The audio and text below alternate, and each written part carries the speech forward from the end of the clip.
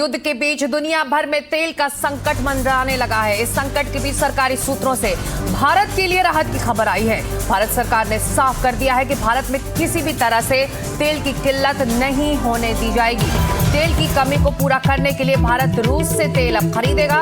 इस सिलसिले में किए जा रहे भारत सरकार के प्रयास रंग लाए हैं। सरकार ने यह भी साफ किया है कि भारत में कच्चे तेल का पर्याप्त भंडार है। घरेलू बाजार में पेट्रोलियम के उत्पादों की कीमत नहीं बढ़ने दी जाएगी और सरकार ने साफ किया है कि तेल संकट को लेकर जनता को घबराने की जरूरत नहीं है। तो इस पूरे संघर्ष को लेकर जिसका असर सीधे तेल बाजार पर पड़ रहा है, तेल की सप्लाई पर पड़ रहा है, उस पर आज भारत सरकार का आश्वासन आया है और सीधे तौर पर भारत को सरकार ने आश्वस्त किया है, लोगों को आश्वस्त किया है कि तेल की कमी को पूरा करने के लिए अब वो हर कदम उठाए जा रहे हैं ताकि तेल की कीमतों के जो उत्पाद हैं, उससे जुड़े उत्पाद हैं, उनकी कीमतों में कोई बढ़ोतरी ना हो।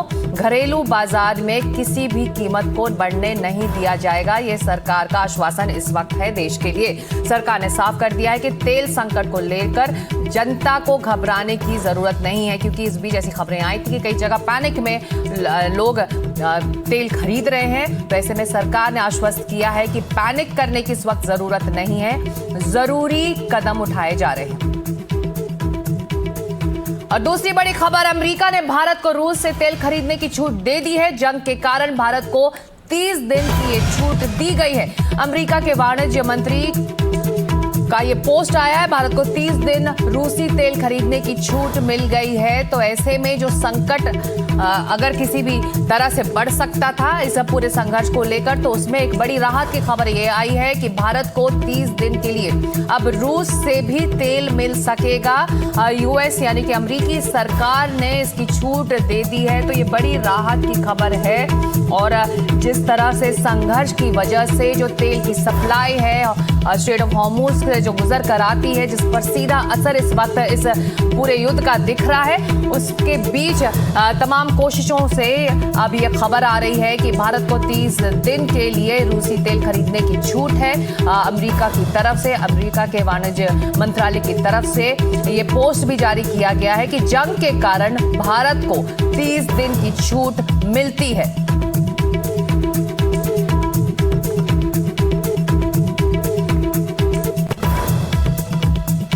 तो ये बड़ी खबर इस वक्त है। अमेरिका के वाणिज्य मंत्री का पोस्ट भी अब सामने आ गया है और लगातार भारत सरकार ये कोशिश कर रही है कि इस संघर्ष का यहाँ पर जो घरेलू तेल बाजार है उस पर कोई असर ना हो, इसलिए लगातार कोशिश और प्रयास जारी हैं। और अब खबर आ रही है एक पोस्ट के जरिए, अमेरिका के वाणिज्य मंत्री का ये पोस्ट है जिसके हवाले से हम ये खबर आपको बता सकते हैं कि भारत अब 30 दिन के लिए रूस से तेल खरीद सकता है। इसकी छूट अमेरिका ने जंग के हालात को देखते हुए भारत को दी है। तो ये बड़ी राहत की खबर है। हालांकि इस बीच भारत सरकार ने आश्वासन भी दिया है कि किसी भी तरह से घरेलू बाजार में इसका असर दिखाई नहीं देगा। अखिलेश, सबसे पहले तो ये बताइए, अखिलेश शर्मा हमारे सहयोगी जुड़ रहे हैं, ये बताइए कि जो आश्वासन सरकार की तरफ से हुआ है और जब से संघर्ष शुरू हुआ है लगातार सरकार ये कोशिश कर रही है कि इसका असर खास तौर से घरेलू तेल बाजार पर तो ना पड़े। निश्चित तौर पर, और पिछले 3-4 दिनों में अगर आप देखेंगे तो कई बार सरकारी सूत्रों की ओर से यह स्पष्ट किया गया है कि भारत में तेल का जो भंडार है वो पर्याप्त मात्रा में है। यहाँ पर किसी भी तरह से कच्चे तेल की कमी नहीं है और जो रिफाइनरी से वो लगातार 24 घंटे 7 दिन काम कर रही है। यहाँ पर पूरी तरह से आपूर्ति जो है वो बनी हुई है, किसी भी तरह की कमी यहाँ पर नहीं है। और यही कारण है कि सरकार ने आश्वस्त किया है कि जो आपूर्ति भंडार है वो भी साफ तौर पर दिखाई दे रहा है। करीब 50 दिनों की सप्लाई भारत के पास है, इसलिए यहाँ पर किसी भी तरह की पैनिक करने की जरूरत नहीं है। क्योंकि कुछ जगह से खबर आई थी कि लोग जो है स्टोरेज करने की कोशिश कर रहे हैं, खरीदारी करने की कोशिश कर रहे हैं ज्यादा, जरूरत से ज्यादा। इस पर सरकार ने आश्वस्त किया कि ऐसा कुछ भी करने की जरूरत नहीं, क्योंकि भारत के पास पर्याप्त मात्रा में तेल भंडार उपलब्ध है।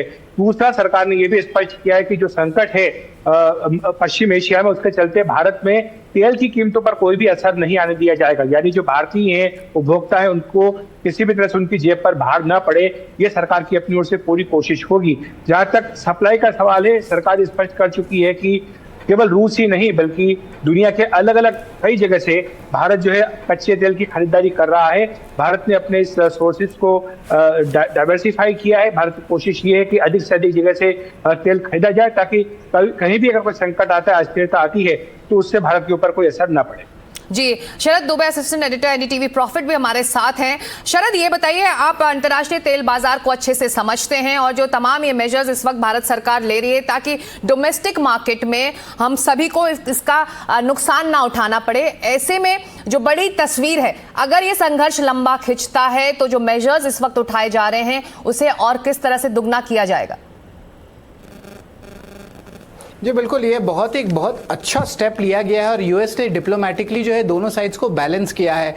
इशू ज़रूर आ रहे थे, लेकिन देखिए भारत को 30 दिन का जो है वेवर आया है और ये यूएस ने किया है ताकि जो रशिया की जो क्रूड ऑयल परचेज है वो हम देख सकते हैं। अब इसके बारे में बात करें, जो क्रूड अवेलेबिलिटी है भारत का लगभग 50 दिन का है, लेकिन ये जो आश्वासन आया है यूएस के तरफ से वो बहुत बेनिफिट हो जाता है। अब उसके कारण क्या होता है कि जो ब्रेंट क्रूड है उसको कह सकते हैं कि लास्ट वीक $71 था, अब 83 पे आया है। थोड़ा सा करेक्ट ज़रूर किया, लेकिन भारत को प्रेशर और थोड़ा कम पड़ेगा। लेकिन किस खरीदारी होती है, किस भाव पे, डिस्काउंट पे लेते हैं रशिया से कि प्रीमियम पे लेते हैं, वो बहुत इंपॉर्टेंट रहेगा। लेकिन अभी के लिए ये इंपॉर्टेंट है। और आप देखिए जो बहुत सारे रिफाइनर्स हैं, रिलायंस, IOCL, BPCL, HPCL, इन सारे स्टॉक्स के जो अपमूव है आज हमें ऑलरेडी देखने मिल रही है और ये पॉजिटिव है उनके लिए। जी, जब हम आपसे, शरद, एक छोटा सा सवाल, जब हम आपसे बात कर रहे हैं तो हमारे टेलीविजन स्क्रीन में 2 रेट्स चल रहे हैं, संघर्ष से पहले का जो क्रूड ऑयल का रेट है भारत में और संघर्ष के बाद का, तो इसको किस तरह से नलिफाई किया जाएगा, क्योंकि क्रूड ऑयल का जो रेट है इंटरनेशनली वो तो बढ़ ही रहा है। जी बिल्कुल, यहाँ पे क्या होता है कि जो पिछले आप कह सकते हैं 2 से 3 साल में रिटेल प्राइसेस नहीं बढ़े हैं, तो यहाँ पे गवर्नमेंट जो है जो प्रेशर आता है OMC कंपनीज में वो देखने मिल सकता है। लेकिन अभी तक कोई जो रिटेल है, जो हमारे जैसे कॉमन लोग हैं, उनके लिए जो है प्राइसिंग अभी नहीं बढ़ा है, लेकिन इंडस्ट्रियल प्लेयर्स के लिए थोड़ी सी तो सरकार का यह आश्वासन है कि पैनिक करने की जरूरत नहीं, जैसा कि शरद भी बता रहे थे कि जो तमाम कदम उठाए जा रहे हैं वो सभी आम उपभोक्ताओं की सहूलियत के लिए। शुक्रिया अखिलेश और शरद, आप दोनों का इस चर्चा के लिए। इस बीच मिडिल ईस्ट में जंग पर भारत का बयान आ गया है। रक्षा मंत्री राजनाथ सिंह ने कहा है कि मिडिल ईस्ट में हालात असामान्य हैं, आगे परिस्थितियां किस दिशा में जाएंगी अभी कहना बहुत मुश्किल है। हॉर्मुज़ स्ट्रेट के कारण ऊर्जा सप्लाई पर असर पड़ रहा है। तो हॉर्मुज़ स्ट्रेट पुराने के कारण, विचार, पुराने ग्लोबल ऑर्डर, पुरानी बिलीफ्स तेजी से बदल रही हैं और यही वह अनसर्टेनिटीज हैं जिन्हें हमें समझना होगा। और अभी चल रही मिडिल ईस्ट की स्थिति इसका मैं मानता हूं कि एक ज्वलंत उदाहरण है। आज जो वहां हो रहा है वह बहुत ही असामान्य है। आगे चलकर मिडिल ईस्ट में या हमारे पड़ोस में परिस्थितियां किस दिशा में जाएंगी, इस पर अभी कोई कॉन्क्रीट प्रेडिक्शन करना कठिन है। यदि हम स्ट्रेट ऑफ हॉर्मुज़ या पूरे पर्शियन गल्फ क्षेत्र को देखें तो यह विश्व की एनर्जी सिक्योरिटी का एक अत्यंत महत्वपूर्ण क्षेत्र है। जब इस क्षेत्र में डिस्टरबेंस या डिसरप्शन होता है तो उसका सीधा असर ऑयल और गैस की सप्लाई पर पड़ता है। यही नहीं, आज हम सप्लाई चेन डिसरप्शंस केवल ऊर्जा क्षेत्र में ही नहीं बल्कि अन्य क्षेत्रों में भी देख रहे हैं। इन अनसर्टेनिटीज का सीधा प्रभाव इकोनॉमी और ग्लोबल ट्रेड पर पड़ता है। रक्षा मंत्री राजनाथ सिंह कह रहे हैं कि अब जो हो रहा है इस वक्त मिडिल ईस्ट में वो असामान्य है, कोई कॉन्क्रीट प्रेडिक्शन करना इस वक्त मुश्किल है। ज्यादा जानकारी और चर्चा के लिए सीधे चलते हैं हमारे सहयोगी राजीव रंजन के पास, जो इस वक्त न्यूज रूम से हमारे साथ जुड़ रहे हैं। राजीव, देखिए, रक्षा मंत्री ने जो कही है कि गंभीर बात कही है और रक्षा मंत्री ने पहली बार जो है मिडिल ईस्ट में संकट आया उसको लेकर कहा है और भारत को जो नुकसान हो रहा है उसका अंदाजा लगाई कि युद्ध से पहले कच्चा तेल की बात करेंगे तो $61 हुआ करता है और युद्ध के बाद जो कच्चा तेल का जो कीमत जो रेट जो है $85 तक बढ़ गया है। तो जाहिर सी बात है कि कीमत बढ़ने से भारत का खर्चा जो 12,000 करोड़ रुपए बढ़ता है। क्योंकि भारत का जो अगर बात करें जो कच्चा तेल जो उधर आता था मिडिल ईस्ट की तरफ से तो स्ट्रेट ऑफ हॉर्मुज़ की तरफ से आता था, तो जाहिर सी बात है कि अगर जब स्ट्रेट ऑफ हार्मोज बंद होता है तो उसका सीधा सीधा जो असर जो है, जो हमारे जो तेलों का आवाजाही होता था उससे असर पड़ता है। तो ये पूरी दुनिया के लिए नहीं बल्कि भारत जैसे देशों के लिए बहुत इसका असर पड़ा, क्योंकि तेल की अगर बात करें तो तेल की जो खर्च में जो बढ़ोतरी होगी उसका असर आम आदमी के जीवन पर पड़ेगा, बाकी जो खर्चे जो है, बाकी जो कीमत जो है उस पर भी ज्यादा पड़ेगा। तो एक गंभीर चिंता वाली बात है और रक्षा मंत्री ने इसी बात को लेकर कहा कि बहुत ही असामान्य बात है जिस तरह से घटनाएं वहां डेवलप हो रही है मिडिल ईस्ट में। जी बिल्कुल। और इस बीच भारत सरकार ने आश्वस्त भी किया है कि कोई पैनिक करने की जरूरत नहीं है, डोमेस्टिक मार्केट में इस वक्त सब कुछ सही चल रहा है। शुक्रिया अपडेट के लिए आपका न्यूज रूम से राजीव रंजन। और अब हमारे साथ खास मेहमान भी जुड़ रहे हैं। मेजर जनरल अश्विनी शिवाच है, रक्षा विशेषज्ञ, और साथ ही कुछ ही देर में होंगे दीपक वोरा, पूर्व राजनयिक। मेजर जनरल शिवाच, अगर मैं आपसे शुरू करूं, जो रक्षा मंत्री इस वक्त कह रहे हैं कि अभी कोई कॉन्क्रीट प्रिडिक्शन करना बहुत जल्दी होगा और असामान्य स्थिति है, ये हम सब समझ रहे हैं। अब धीरे धीरे इसका इंपैक्ट क्या भारत पर दिखाई दे रहा है, जिसको लेकर अब सरकार लगातार कोशिश भी कर रही है, चाहे वो ऑयल सप्लाई को लेकर हो और डोमेस्टिक ऑयल मार्केट को लेकर हो। तो असर धीरे धीरे दुनिया भर में फैलेगा और यहां भारत तक भी पहुंचेगा अगर ये लंबा खिंचता है तो। हाँ बिल्कुल, देखो लंबा खींचने के चांसेस बहुत है, क्योंकि कहीं ना कहीं ऐसा दिखता है कि अमेरिका और इजराइल ने ईरान को अंडर एस्टिमेट किया। सोचा था आयतुल्लाह अल खमैनी और जो 40 top military and political commander मानने के बाद हो सकता है ईरान घुटनों पे आ जाए, ऐसा नहीं हुआ। ईरान पलटवार कर रहा है और ईरान की स्ट्रैटेजी बहुत ही ये कह सकते हैं एक स्टेबल है। उसने क्या किया कि मिडिल ईस्ट में जितनी बेसिस है उनको हिट किया है, क्योंकि वो नज़दीक हैं, उनको सरप्राइज फैक्टर है, एयर डिफेंस यहाँ की कमज़ोर है बनस्पत इजराइल के, और यहाँ पर टारगेट हिट करना आसान है। और इसी प्रकार से उसने जो मिलिट्री बेसिस को किया, कतार को, बहरान को और बाकी सऊदी यूएई, और वहाँ पर अब तो 13वां कंट्री भी जुड़ गया। अजरबैजान पर हमले की खबरें आ रहा कि ईरान इसकी पुष्टि नहीं कर रहा है। ऐसे में लगातार बयान भी सामने आ रहे हैं, स्टेटमेंट्स ईरान की तरफ से मेजर जनरल सामने आ रहे हैं कि हम बूट्स ऑन ग्राउंड के लिए तैयार हैं। तो ईरान को इतना कॉन्फिडेंस कहां से मिल रहा है? क्योंकि हमने विदेश मंत्री को सुना, वो कह रहे हैं कि अब अगर वो ग्राउंड पर यूएस आता है तो हम उसके लिए भी तैयार हैं और कड़ा जवाब दिया जाएगा। देखो ये समझना पड़ेगा, ये सच्चाई है। तो पहले मैं यही बता रहा था कि स्थिति नाजुक है और ईरान लंबी लड़ाई लड़ने के लिए काबिल है जब तक उसके पास मिसाइल, रॉकेट और ड्रोन्स है। उसकी कमजोरी एयर पावर और एयर डिफेंस सिस्टम कमजोर है। उसकी नेवल पावर जो है उसको न्यूट्रलाइज कर दिया अमेरिका ने।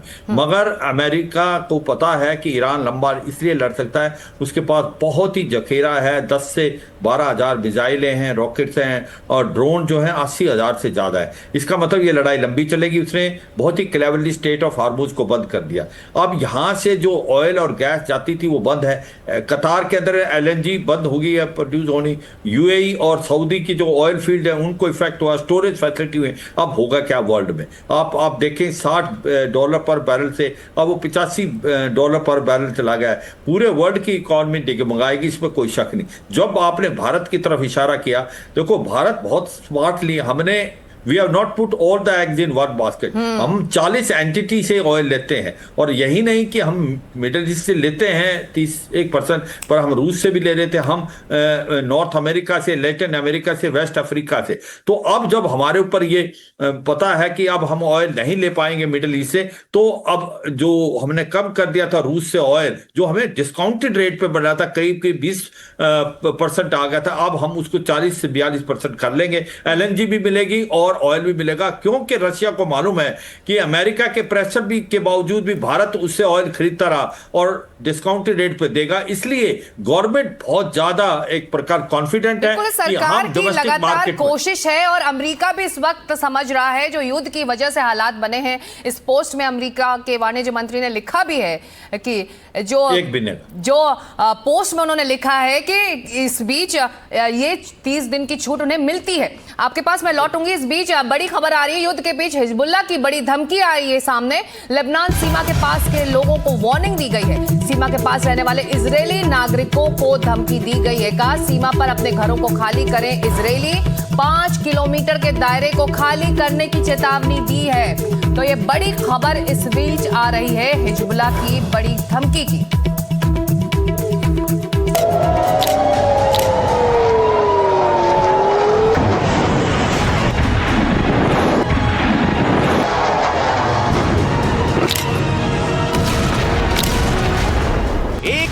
तस्वीर डराने वाली है। एक तरफ अमेरिका तेहरान से लेकर उसके तमाम शहरों पर हमलावर है, मिसाइल से लेकर घातक ड्रोन का हमला हो रहा है, तो दूसरी तरफ ईरान अपने ड्रोन पावर से लेकर मिसाइल पावर के जरिए इजराइल से लेकर अमेरिका के बेस को दहला रहा है। इस हमले में अब तक दोनों तरफ काफी नुकसान हुआ है। हालांकि इसमें कोई शक नहीं कि अमेरिका और इजराइल के संयुक्त हमले से ईरान को बहुत ज्यादा नुकसान हुआ है। लेकिन अमेरिका से लेकर इजराइल को भी यह पता है कि सिर्फ हवाई हमलों से ईरान को आसानी से नियंत्रित नहीं किया जा सकता, क्योंकि अमेरिका और इजराइल के खिलाफ ईरान में तमाम लोग सड़कों पर हैं, जिन्हें बिना संभाले ईरान पर काबू करना संभव नहीं है। ये बात अमेरिका से लेकर इजराइल दोनों ही जानते हैं। ऐसे में खबर आई है कि ईरान पर नियंत्रण से पहले इजराइल और अमेरिका ने लेबनान में हिजबुल्लाह के ठिकानों पर जमीनी एक्शन शुरू कर दिया है, ताकि ईरान को हर मोर्चे पर कमजोर किया जा सके, और उसके बाद ऐसा ही जमीनी एक्शन वो ईरान में भी कर सकते हैं। इस बात के संकेत इजरायली एयरफोर्स के chief of staff general Eyal Zamir के खत से भी मिले हैं। आईडीएफ के वो अधिकारी जिन्होंने जून 2025 में ईरान पर हुए इजरायली हमलों को लेकर चिट्ठी लिखी थी। वो चिट्ठी जिसमें लिखा गया था कि ग्राउंड पर कमांडो फोर्सेस के तौर पर केवल मोसाद ही एक्टिव नहीं थे, बल्कि ग्राउंड कमांडो इकाइयों की मदद से अभियान को सफल बनाया गया था।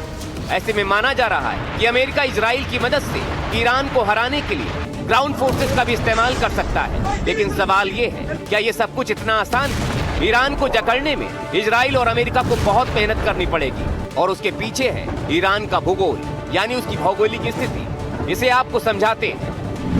ईरान एक प्राकृतिक किले जैसी स्थिति में है, जहां तीन तरफ से ऊंचे ऊंचे पहाड़ हैं, चौथी तरफ समंदर है, बीच में बंजर इलाका है। ये भौगोलिक स्थिति ईरान के सुरक्षा चक्र की तरह है। ऐसे में ईरान को जीतना बेहद मुश्किल काम है। ईरान में काकेशस पर्वतों का दक्षिण में विस्तार है, जिन पर सेना उतारना, ऑपरेशन करना बेहद मुश्किल है। ये पहाड़ करीब 1500 किलोमीटर दूर तक फैले हैं। ईरान की तटरेखा भी करीब 1300 किलोमीटर लंबी है, जिसका आधा हिस्सा फारस की खाड़ी और पूर्व में ओमान की खाड़ी में है। इजराइल और अमेरिका ये बात अच्छे से जानते हैं। ऐसे में उनकी पूरी कोशिश हवाई हमलों के जरिए पहले जमीन की स्थिति को नियंत्रित करने पर रहेगी। Bureau report, NDTV India. हमारे साथ जुड़ गए हैं, और जो ये रिपोर्ट बता रही है दीपक वोरा जी कि लेबनान सीमा पर वार्निंग दी है हिजबुल्लाह ने, तो प्रॉक्सीज भी लगातार एक्शन में हैं। लेकिन हकीकत यही है कि आर पार की लड़ाई में इस वक्त यूएस दिख रहा है, और बूट्स ऑन ग्राउंड के लिए ईरान तैयार है।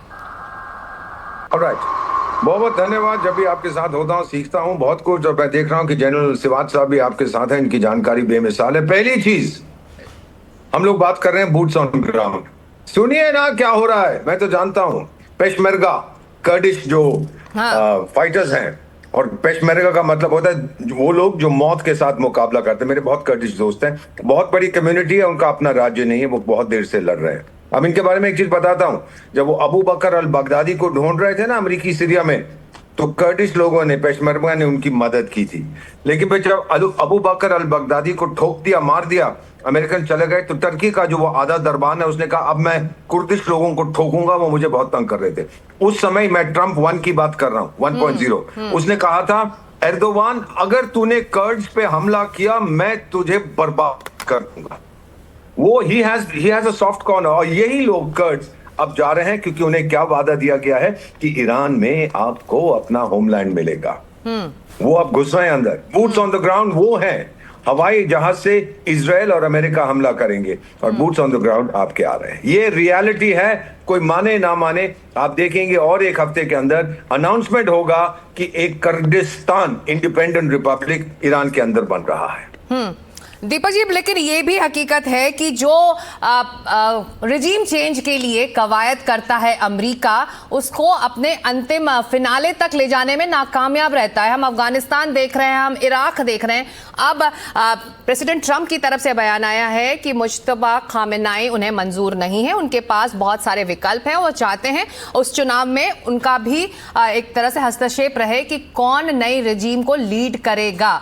ऐसे में आपको लग रहा है कि वाकई ईरान में एक कुछ स्थायित्व या शांति बहाली होगी, या फिर जो हाल अफगानिस्तान और इराक का है वो ईरान में अमेरिका वहां तक कर छोड़ देगा? अफगानिस्तान में अभी स्थिर सरकार है, ये आप जानती हैं। भले ही वो तालिबान हो, बदमाश हो, गुंडे हो, डाकू हो, जो मर्जी है, बट दे आर स्टेबल। वो बैठे हो आराम से, पाकिस्तान को ठोक रहे हैं। सीरिया में जाए जितना मर्जी आप, वो क्या नाम था वो जोलानी जिसको कहते थे ये तो आतंकी है, बाद में वो sweet heart darling handsome young boy बन गया था। वहां पर भी रिलेटिव स्टेबिलिटी है। तो गलतियां जरूर करते हैं ये लोग, नो क्वेश्चन अबाउट इट, अधूरा काम छोड़ के भाग जाते हैं। लेकिन ईरान एकमात्र देश था उस एरिया में जो अमेरिका का पिट्ठू नहीं था।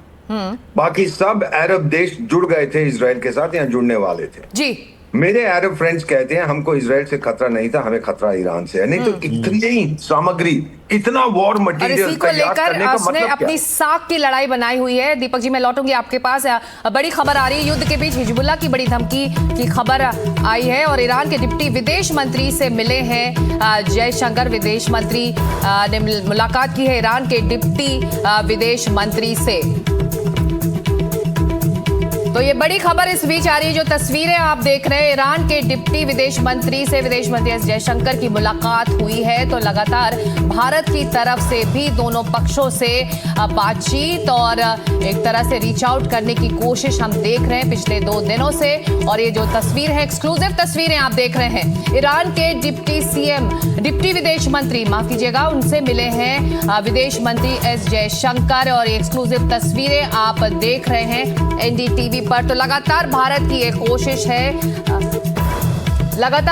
ये कोशिश है कि दोनों पक्षों को एक तरह से बातचीत की टेबल पर आना होगा, क्योंकि संघर्ष इस वक्त किसी के लिए भी सही नहीं है। और धीरे धीरे जिस तरह से ये फैल रहा है और लंबा खिंच रहा है, इससे भारत की भी चिंताएं बढ़ रही हैं।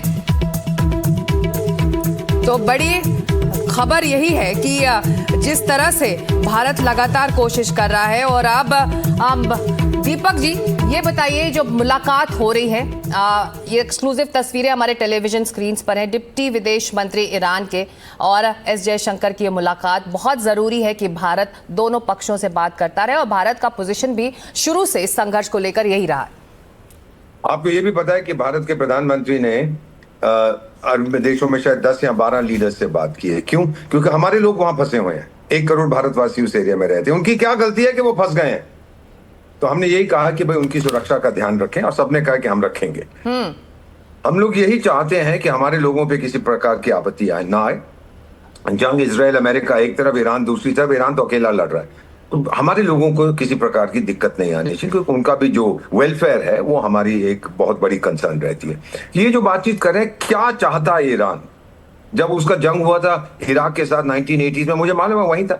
ईरान कहता था मेरे साथ आओ, इराक कहता था मेरे साथ आओ। हम किसी के साथ नहीं, अभी हम किसी के साथ नहीं है। यही चाहते हैं कि भाई वहां पर शांति हो, एनर्जी सप्लाईज जो हैं वो नॉर्मल हो जाए, एटसेट्रा। एक चीज आपको बता देता हूँ बेटा, शायद जनरल साहब बैठे हैं आपके साथ, उनको मालूम होगा।